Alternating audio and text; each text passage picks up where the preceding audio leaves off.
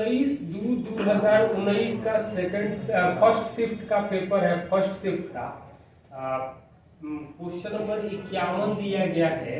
निश्चित राशि 14% दर से 3.1/4 साल का साधारण ब्याज। तो 14 गुणे 3.1/4 करेंगे तो 42 और 3 45.5% दिया है 3731। पूछा गया है कि पहले से आधी दर यानी 7% 5.5 साल में मिश्रधन कितना होगा। तो 7 × 35 138.5% हमसे पूछा गया है। 45.5% दिया गया है और कैलकुलेशन आप लोग कर लेना।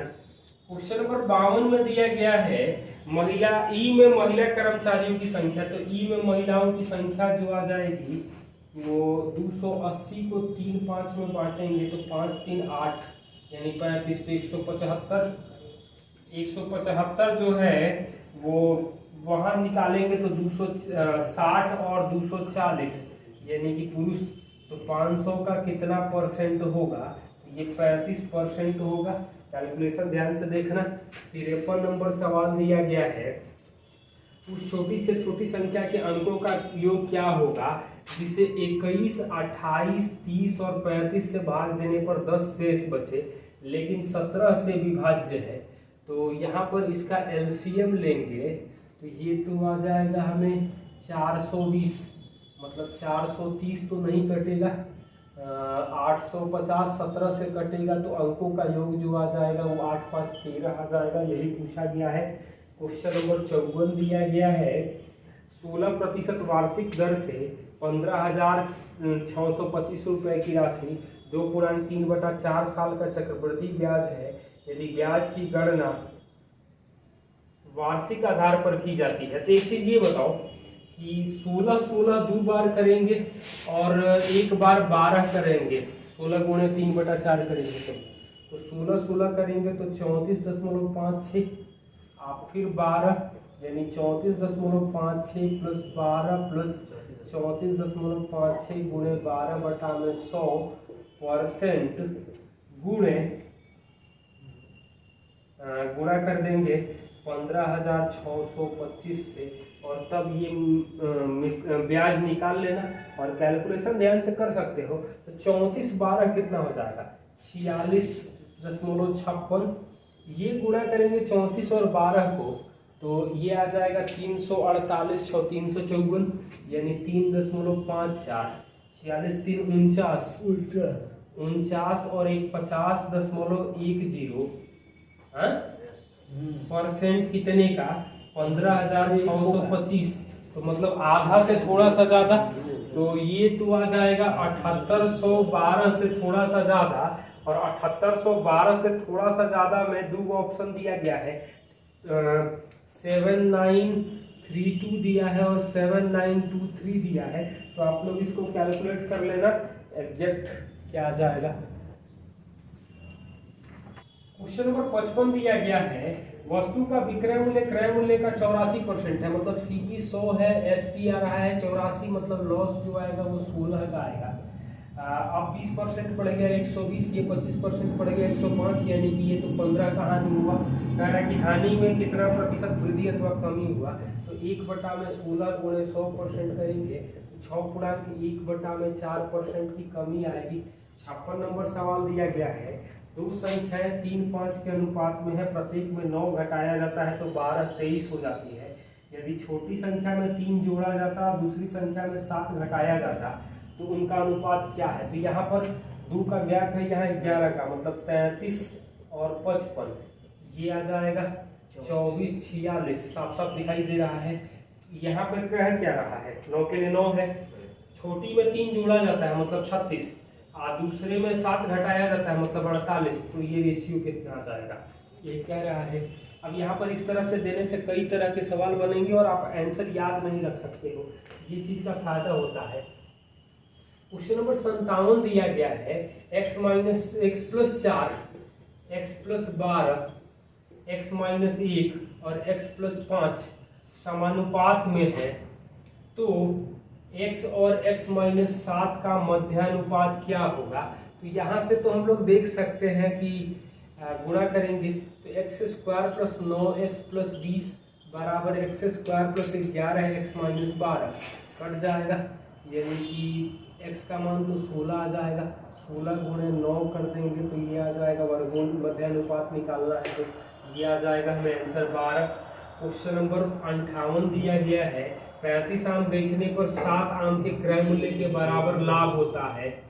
तो 35 आम बेचने पर यानी कि 35 CP बराबर 28 SP, तो 4/5 गुणे 100% यानी सॉरी 1/5 लाभ होगा, यानी कि 20% का लाभ हो रहा है। क्वेश्चन नंबर 59 सिंप्लीफिकेशन है, 60 सिंप्लीफिकेशन है, इसको आप लोग कर लेना। क्वेश्चन नंबर 61 दिया गया है 2 मैन और 7 वुमेन काम को करते हैं 14 दिन में, 3 मैन 8 वुमेन काम को करते हैं 11 दिन में, तो 5 मैन और 4 वुमेन काम को कितने दिन में पूरा करेंगे। तो 28 और 33 यानी कि 5 मैन, 98 और 88 यानी कि 10 वुमेन, तो 2 1 आएगा तो 4 और 7 11 गुणे 14 154 10 4 14 यानी कि 11 दिन में करेंगे। इफिशियंसी निकाल करके सॉल्व करेंगे हम लोग। क्वेश्चन नंबर 62 में दिया गया है आंकड़ों का परास, माध्यिका और बहुलक का माध्य क्या होगा। तो परास होता है highest data minus lowest data, बहुलक जो सबसे ज्यादा रिपीट करता है, और माध्यिका के लिए आरोही या अवरोही में सजा देंगे और बीच वाला कैलकुलेट ये आप लोग कर लेना। क्वेश्चन नंबर 63 दिया गया है कि कंपनी सी में महिलाओं की संख्या, तो 360 को 8-7 में बांटेंगे तो 15 यानी कि 168 महिलाएं आएंगी। कैलकुलेशन देखना, ई में पुरुष कर्मचारियों से कितना प्रतिशत अधिक है, तो ई में पुरुष जो आ जाएंगे वो 105 आएंगे, कितना ज़्यादा है तो 63/105 गुणे 100% कितना ज़्यादा है, तो ये 3 और 5 यानी कि 60% ज़्यादा आ जाएगा। क्वेश्चन नंबर 64 दिया गया है एक वस्तु का अंकित मूल्य पर 12.5% छूट देने के बाद 700 में बेचा गया, मतलब एमआरपी का 7/8 700 है, तो एमआरपी आ जाएगा हमें 800। यदि छूट नहीं दिया जाता तो 60% लाभ होता, मतलब सीपी का 160% आ जाएगा 800, सीपी जो आ जाएगा हमें 500 आएगा। क्वेश्चन नंबर 65 दिया गया है ए बी दो शंकु है, वक्र पृष्ठीय क्षेत्रफल ए का वक्र पृष्ठीय क्षेत्रफल बी का दुगुना है, बी की तिर्यक ऊंचाई ए की दुगुनी है, तो त्रिज्याओं का अनुपात, तो पाई r1 l1 बराबर 2 पाई r2 l2, तो पाई तो कट जाएगा। बी की तिर्यक ऊंचाई ए की दुगुनी है, मतलब l2 जो होगा 2l1 होगा, l1 कट गया तो r1/r2 जो करेंगे तो 4:1 आ जाएगा। यही पूछा गया है। क्वेश्चन नंबर 66 दिया गया है कंपनी सी में पुरुष कर्मचारियों की संख्या और डी में महिलाओं का अनुपात क्या है। तो सी में पुरुष करेंगे तो 15 के लिए 24 192, और डी में महिलाएं, तो डी में महिलाएं हैं 20 16 नंबर 144 यानी 4:3 आ जाएगा, 48 से भाग देंगे। 67 नंबर सवाल दिया है 4 सेंटीमीटर त्रिज्या के गोले को पिघलाया जाता है और कितनी गोलियां बनाई जा सकती हैं। तो 4 व्यास दिया है यानी 0.2 का क्यूब यानी घटेगा तो 0, 20 का क्यूब यानी कि 8000 आ जाएगा। क्वेश्चन नंबर 68 दिया गया है एक पार्क आयताकार है, लंबाई चौड़ाई 240 और 100 है, 240 और 100 है। पार्क का केंद्र में वृत्ताकार लॉन है, लॉन को छोड़ करके क्षेत्रफल दिया गया है, तो ये आ जाएगा 240 लॉन को छोड़ करके सॉरी हाँ, तो 3904 घटा देंगे, यहाँ पाई आर स्क्वायर करेंगे तो घटा देंगे तो 96, 40 में से 39 घटेगा 101 201 ये आ जाएगा। अब 22/7 इसको कर सकते हैं, 22/7 आर स्क्वायर निकल जाएगा, और आप लोग 2 पाई आर कैलकुलेट कर लेना, कैलकुलेशन ध्यान से करना। क्वेश्चन नंबर 69 दिया गया है एक ट्रेन 10 किलोमीटर प्रति घंटा चाल वृद्धि करती है तो 360 किलोमीटर जाने में 3 घंटा कम लगता है, तो बढ़ी हुई गति क्या है, मतलब x + 10 x + 10 बटा में 10 3 घंटा में 360, तो 3 से भाग देंगे तो 120 मतलब 1200, तो 30 गुणे 40 कर सकते हैं 1200 को, आइए ना 10 के डिफरेंस पर चाहिए, तो बढ़ी हुई गति जो आएगी वो 40 किलोमीटर पर आवर आ जाएगी। 70 दिया गया है, 14,460 को ABCD में बांटना है, तो ABCD 3, 5, 6, 7 और 14, 15, तो 14, 15 तो ये आ जाएगा 14 छक्का 84, 3, 252, 420,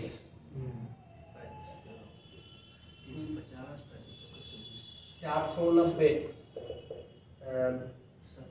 575, 500 सॉरी 15 7 105, 525 है, 525 है, 7 से सबको भाग दे सकते हैं, तो 36, 60, 70, 75 आप बांट सकते हैं। अब रेशियो में आप लोग बांट लेना जो दिया गया उसको, ये काम कर लेना। 71 दिया है, एक पाइप टंकी को 10 मिनट में भर सकता है, बी 12 मिनट में खाली कर सकता है, बारी बारी से 1-1 मिनट खोल दिया जाए, तो एलसीएम आएगा 60, 6 - 5, 2 मिनट में एक काम हो रहा है, तो 54 के लिए लगेगा 108, 109 मिनट में पूरा टंकी भर जाएगा, 109 मिनट में पूरी टंकी भर जाएगी। क्वेश्चन नंबर 72 दिया गया है, 10 की चाल से घर से कार्यालय जाता है तो 20 मिनट देरी, 15 की चाल से जाता है तो 5 मिनट देरी, तो दूरी जो आ जाएगी 10 गुणे 15/5 और 15/60 मतलब 1/4, 5 चौका 20, 10 से कटेगा 2 बार में, यानी कि 7.5 किलोमीटर की दूरी हो जाएगी। क्वेश्चन नंबर 73 दिया गया है, 3 धनात्मक संख्याएं हैं, इनमें किन्हीं 2 का औसत तीसरी में जोड़ा जाता है, तो मतलब a + b/2 + c जोड़ रहे हैं तो मिल रहा है 172, b + c/2 + a जोड़ रहे हैं तो ये आ रहा है 216, और c + a/2 + b कर रहे हैं तो 180 आ रहा है। तीनों संख्याओं का औसत क्या होगा, तो यहाँ सबको जोड़ देंगे। ये बताओ 1c, c/2, c/2 मतलब कि 2c हो जाएगा, 2c, 2b, 2a आ रहा है, जोड़ दो तो 6 2 8, 8 1 9 7 16, 6 हासिल 1 2 4 1 5 मतलब ABC आ जाएगा कितना, a + b + c जो आ जाएगा वो 28 4 आ जाएगा, आइए ना 284। औसत पूछा गया मतलब 3 से भाग देंगे, तो ऑप्शन का भी सहारा लें तो 94.2/3 भाग दे सकते हैं, ऑप्शन भी देख लेते, खैर 2/3 के 2 ऑप्शन दिखाई दे रहे हैं इसलिए कर ले। मतलब कितना 155.5 है, 155.5, 155.5 दिया गया है, सबका औसत 0.15 बढ़ गया है तो 155.65 आ जाएगा। इनका औसत निकाल देना, यहाँ 4 लोग हैं, यहाँ व्यक्तियों की संख्या मिल जाएगी, तिरछा तिरछी घटा देंगे तो और टोटल जोड़ देंगे तो कुल व्यक्तियों की संख्या हो जाएगी। ये कैलकुलेशन आप लोग ध्यान से करना। 75 दिया है, रेणु अपने आय का 30% बचाती है, 30% बचत बढ़ जाती है और व्यय 25% बढ़ जाता है, तो खर्च जो है वो आय और बचत होता है, तो बचत 30 है तो खर्च होगा 70, मतलब 3 और 7 के अनुपात में। व्यय बढ़ रहा है 25%, खर्च बढ़ रहा है 25%, बचत बढ़ रहा है 30%, तो कह रहा है कि आय में कितने प्रतिशत वृद्धि होगी, तो 7 3 10 के लिए 5 का अंतर है, 1 के लिए आ जाएगा आधा, 3 के लिए 1.5 यानी 26.5% आय में वृद्धि होगी। या 100 मान के भी बनाना है तो बना सकते हैं। Thank you.